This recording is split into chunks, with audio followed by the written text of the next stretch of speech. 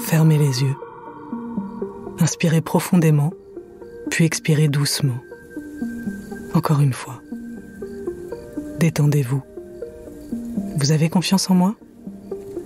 N'ayez pas peur. Suivez-moi. Je vous emmène faire une petite promenade dans la nature. N'ouvrez pas les yeux. Suivez le son de mes pas. Je vous guide. Humez l'air. Vous sentez cette douce odeur d'herbe mouillée, de mousse, de feuilles mortes et de bois ? Oui, bravo. Nous sommes dans une forêt.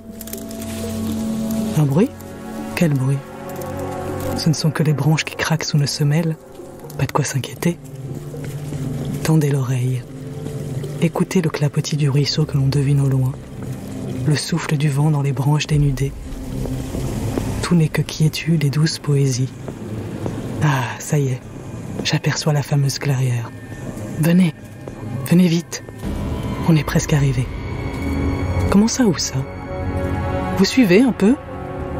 Bon, je vais devoir tout reprendre depuis le début.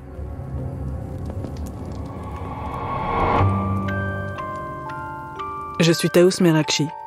Vous écoutez Feu de camp, saison 6, le podcast énergie qui vous transporte dans des histoires paranormales et non élucidées.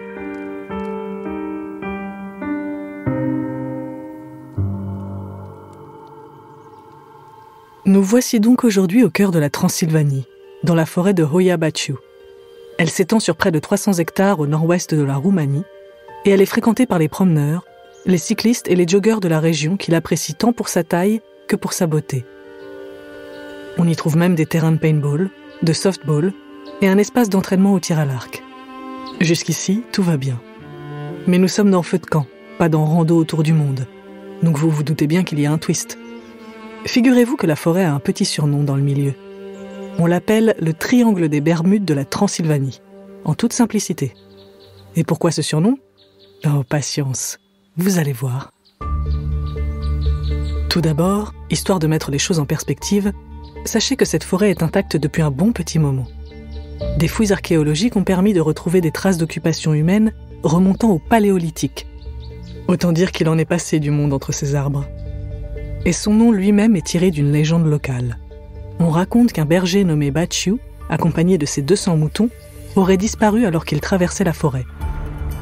Alors bon, un homme qui se volatilise dans une grande forêt, ça peut arriver, mais un homme et 200 moutons, c'est balèze comme disparition.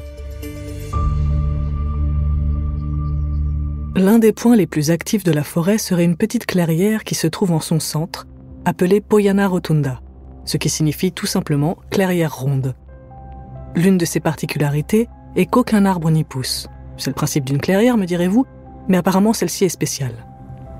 Quant aux arbres qui poussent autour, ils ont une spécificité que les scientifiques n'ont pas encore réussi à expliquer. Ils ont tous le tronc tordu. Plus intriguant encore, cette torsion s'effectue systématiquement dans le sens des aiguilles d'une montre, ce qui fait que tous les troncs sont biscornus et tous absolument identiques dans leur difformité. Ça leur donne un aspect presque caricatural, comme les arbres d'une forêt hantée issue d'un dessin animé. Beaucoup de légendes et de rumeurs circulent sur cette clairière. De nombreux promeneurs et amateurs de frissons affirment avoir ressenti un malaise physique très fort en y pénétrant, et certains en sont même ressortis avec des traces de brûlures, des bleus, des éruptions cutanées et des griffures, sans jamais pouvoir identifier la source de telles lésions. Les appareils électroniques ont une sacrée tendance à dysfonctionner aussi lorsqu'on entre dans la zone, rendant la communication et la prise d'image un peu difficiles par moments. Et bien sûr, comme c'est souvent le cas dans les zones d'activité paranormale, la température chute drastiquement dès qu'on pénètre dans le cercle. Les spécialistes du paranormal sont convaincus que ce cercle est un portail vers l'au-delà, ou une dimension parallèle, d'où son énergie très forte et potentiellement nocive. Certains pensent même que c'est un accès direct au purgatoire, zone d'errance intermédiaire entre l'enfer et le paradis, et qu'on peut parfois entendre les plaintes des âmes égarées. De nombreux promeneurs et campeurs racontent y avoir vécu des choses inexplicables. D'abord, il y a cette étrange sensation qui semble envahir toutes les personnes qui pénètrent dans la forêt. Cette conviction profonde et soudaine d'être observé par quelqu'un ou quelque chose d'imperceptible. Et puis, il y a ce qu'on arrive à voir, mais qu'on aurait préféré ignorer. Des silhouettes qui se faufilent entre les troncs d'arbres, qui semblent humanoïdes, mais pas tout à fait. Elles sont soit trop petites, soit trop grandes, avec des membres aux proportions étranges, la peau d'une couleur anormale ou couverte de poils ou d'écailles. Mais elles sont toujours trop rapides et furtives pour être totalement observées. Même les quelques photos ou vidéos qui existent sont floues et ne durent qu'une pincée de secondes. La forêt sait garder ses secrets. Et partout dans la forêt, il est possible d'entendre et de voir des choses inquiétantes. Des rires d'enfants, des cris de femmes, des ombres fantomatiques qui dansent entre les arbres. De jour comme de nuit, les témoignages abondent. Il est dit par exemple qu'une petite fille se promenant dans la forêt a disparu sans laisser de traces avant de réapparaître 5 ans plus tard, dans la même tenue, sans avoir vieilli d'un jour et sans aucun souvenir de ce qui lui était arrivé pendant son absence. Une autre histoire raconte qu'en 1961, alors qu'ils campaient à 5 ou 6 au milieu des bois, des soldats se sont mis à ressentir une sensation de malaise très forte. Au cours de la nuit, ne parvenant pas à dormir, ils sont perturbés à plusieurs reprises par des bruits étranges, dont ils ne trouvent jamais la source lorsqu'ils prennent la peine d'inspecter le périmètre. Pour ne rien arranger, d'étranges lumières semblent balayer leur campement, venant à la fois du ciel et d'entre les arbres. Mais l'événement qui les pousse à déguerpir pour de bon est l'apparition soudaine de la silhouette translucide d'une petite fille qui s'approche d'eux sans un mot avant de passer à travers l'un des soldats et de disparaître sous leurs yeux. Soldats ou pas, les hommes ne cherchent pas à en savoir plus après ça et se tirent en vitesse, traumatisés par cette expérience. Il semblerait même que celui qui a été traversé par la petite fille a fini dans un hôpital psychiatrique dont il n'est plus jamais ressorti. Parmi les fantômes qui sont régulièrement croisés dans la forêt de Hoia Baciu, et notamment dans cette fameuse clairière, on trouve un certain nombre de paysans qui auraient été massacrés il y a fort longtemps. En plus d'avoir une vie pas ouf qui s'est terminée de façon vraiment nulle, ils sont désormais condamnés à errer dans la forêt pour l'éternité. Donc c'est pas étonnant que les gens qui les croisent parlent de silhouettes menaçantes, au regard empreint de colère et de violence, inspirant une sensation de danger absolu et immédiat. En d'autres termes, si vous voyez un gus en haillons avec un air patibulaire, partez en courant, vite et loin. S'il est difficile de trouver des preuves tangibles de leur dangerosité, le fait que quelques milliers de disparitions aient soi-disant eu lieu dans la forêt constitue peut-être une preuve suffisante. On ignore cependant si les personnes disparues ont été directement envoyées dans l'au-delà ou si elles font désormais partie de la rotation spectrale de la forêt. Mais comme les gens qui croisent les fantômes des environs ont plus tendance à partir en courant qu'à leur poser des vraies questions, on n'en sait pas plus pour le moment. Il nous faudrait une Élise Lucet du paranormal, finalement.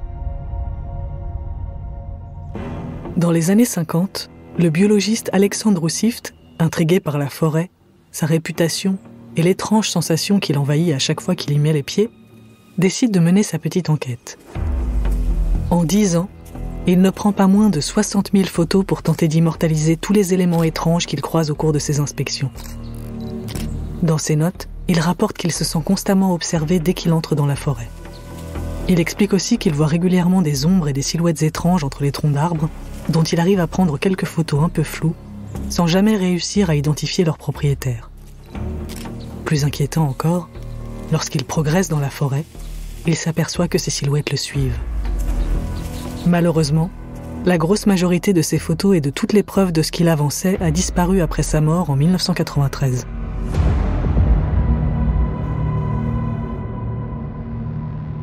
Comme tout bon triangle énigmatique qui se respecte, la réputation du lieu n'est pas due qu'à ses légendes et ses fantômes, mais aussi à ses invités surprises venus d'un autre monde. C'est un certain Émile Barnéa qui en fait l'expérience en août 1968. Alors qu'il est en train de se promener avec sa petite amie Mathéa et quelques-uns de leurs amis, l'un d'eux se met soudain à crier en pointant le ciel du doigt, jurant qu'il vient d'y voir quelque chose d'étrange. Émile regarde dans la direction indiquée par son ami, et il aperçoit effectivement un objet circulaire, d'apparence métallique, en train de survoler les arbres de la forêt. Fort heureusement, l'homme se souvient qu'il est venu avec son appareil photo et le dégaine aussitôt pour capturer l'étrange phénomène. Après avoir pris 4 photos, il continue d'observer l'OVNI qui avance doucement avant de changer de direction, devenant de plus en plus lumineux, puis d'accélérer brutalement et de disparaître. Ces photos ont été analysées par des ufologues qui ont tous attesté de leur authenticité.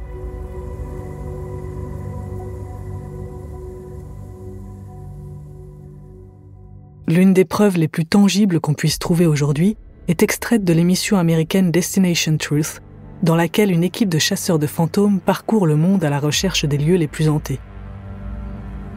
Dans l'épisode qui se déroule au cœur de la forêt, l'un des membres de l'équipe prend la décision bien courageuse de s'asseoir seul au milieu de la fameuse clairière, tandis que ses collègues se trouvent à proximité, prêts à intervenir. Soudain, ils entendent un cri étranglé, et on peut voir l'homme disparaître dans l'obscurité. Les autres chasseurs de fantômes se lèvent et se lancent immédiatement à sa recherche, criant son nom. Ils finissent par le trouver allongé au milieu de la végétation, immobile, en état de choc. L'équipe médicale est appelée en urgence et examine l'homme, qui se plaint de douleur. Et effectivement, l'un de ses bras est couvert de griffures. Une fois qu'il recouvre ses esprits, il explique qu'il a ressenti comme une énorme bourrasque lorsqu'il était assis et qu'il a été poussé par cette force invisible. Sur les images de la caméra, on le voit effectivement être brutalement poussé en arrière, sans l'intervention de qui que ce soit. On ne sait pas si ça vient des aliens, des fantômes, de la forêt elle-même ou du purgatoire, mais ce qui est sûr, c'est que l'expérience lui a laissé un souvenir impérissable et qu'il n'a pas passé un très bon moment. Ce que je trouve chouette avec cette histoire de forêt hantée datant du Paléolithique, c'est que ça permet une sacrée diversité. On a l'habitude d'entendre parler de lieux hantés avec 2 ou 3 fantômes à tout casser, souvent tous issus de la même époque ou pas loin, mais là, on peut croiser un chasseur-cueilleur en slip de buffle, un guerrier thrace, un paysan médiéval ou un soldat de la Seconde Guerre mondiale dans la même promenade. Et ça, je trouve que c'est quand même assez magique. C'est dommage qu'on puisse pas inscrire le paranormal au cursus scolaire, parce que si les sorties organisées par les profs d'histoire passaient par des forêts hantées et des rencontres avec les vrais acteurs des époques étudiées, je suis sûr qu'on retiendrait nos cours vachement plus facilement. Encore une idée géniale que personne va exploiter, je suis sûr.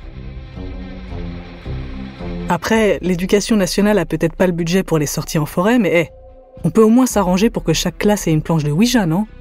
Vous imaginez un peu si on pouvait invoquer Vercingétorix ou Cléopâtre ou Jean Jaurès en cours d'histoire ? Ah, on en créerait des vocations là. Bon, c'est sûr que ça remet en question l'expression « reposer en paix » et que ça finirait certainement par les saouler, mais ils vont faire quoi ? Posséder les élèves ? Oh non, je suis possédé par l'esprit de Karl Marx, au secours ! N'importe quoi. Bon bref, votez pour moi et instaurons ensemble l'utilisation du spiritisme à l'école dès le collège.